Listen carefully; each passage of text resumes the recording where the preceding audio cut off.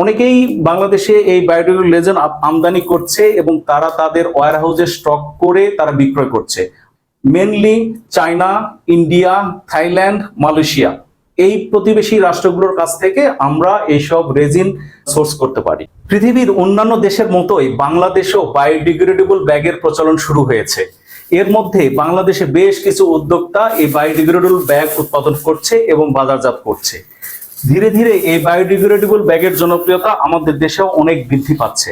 তো এই জনপ্রিয়তা বৃদ্ধি পাওয়ার কারণ কি? এর মূল কারণ হচ্ছে এর পচনশীলতা।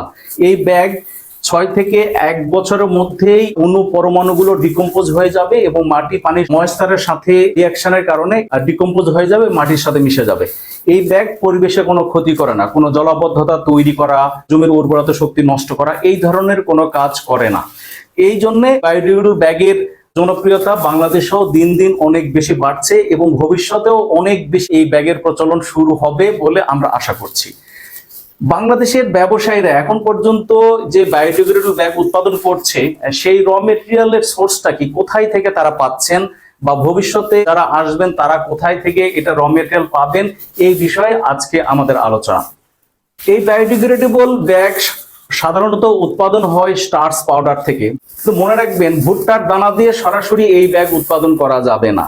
ভুট্টার দানা এবং এর সাথে আরো কিছু কম্পোজিশন, যেমন পিএলএ, পলিল্যাকটিক অ্যাসিড, পিবিএটি এবং আরো বেশ কিছু কম্পোজিশন মিলে একটা রেজিন উৎপাদন হবে। এই যে আমার হাতে দেখুন কিছু রেজিন আছে, এটা হচ্ছে বায়োডিগ্রেডেবল রেজিন। আমরা ক্যামেরা থেকে একটু কাছাকাছি যদি একটু দেখাতে চাই, এইটা হচ্ছে বায়োডিগ্রেডেবল রেজিন। এই রেজিন থেকে বায়োডিগ্রেডেবল ব্যাগ উৎপাদন হবে। তাহলে এখন আমাদের বাংলাদেশে যেসব উদ্যোক্তা আছেন এই বায়োডিগ্রেডেবল ব্যাগ উৎপাদনের কাজে জড়িত আছেন, তারা এই রেজিন কোথায় থেকে পাচ্ছেন, বাংলাদেশে কি এটার সাপ্লাই বা যোগান আছে কিনা। বাংলাদেশে যতটুকু বায়োডিগ্রেডেবলের চাহিদা আছে, কিন্তু সে অনুযায়ী কেউ একজন উদ্যোক্তা যদি বাংলাদেশে এই বায়োডিগ্রেডেবল রেজিন উৎপাদনের ফ্যাক্টরি দিতে চান তাহলে দিতে পারেন। এখন পর্যন্ত বাংলাদেশে বায়োডিগ্রেডেবল রেজিন উৎপাদনের কোনো কারখানা আমাদের দেশে নাই। আমাদের উদ্যোক্তারা মেনলি ডিপেন্ড করছে বাইরের কান্ট্রিগুলোর উপরে। মূলত আমাদের উদ্যোক্তারা কোন কোন দেশের এই রেজিনের উপর নির্ভর করছেন। এই বায়োডিগ্রেডেবল রেজিন মূলত উৎপাদন হয় চায়নাতে অনেক বেশি পরিমাণ এই রেজিন উৎপাদন হয় এবং তুলনামূলকভাবে দামের ক্ষেত্রেও একটু সাশ্রয়ী আছে। অন্যদিকে থাইল্যান্ডে স্টার্চ বেসড রেজিন প্রচুর পরিমাণে উৎপাদন হচ্ছে। এবং তৃতীয় যেটা, আমাদের পার্শ্ববর্তী দেশ ইন্ডিয়াতেও এই বায়োডিগ্রেডেবল রেজিনের একটা অনেক বড় সোর্স আছে। এছাড়াও মালয়েশিয়াতেও এই বায়োডিগ্রেডেবল রেজিনের খুব ভালো সোর্স আছে। তাহলে এখন আপনি যদি এই ব্যবসাতে ইনভলভ হতে চান তাহলে আপনাকে বৈদেশিক সোর্সের উপর নির্ভর করতে হবে।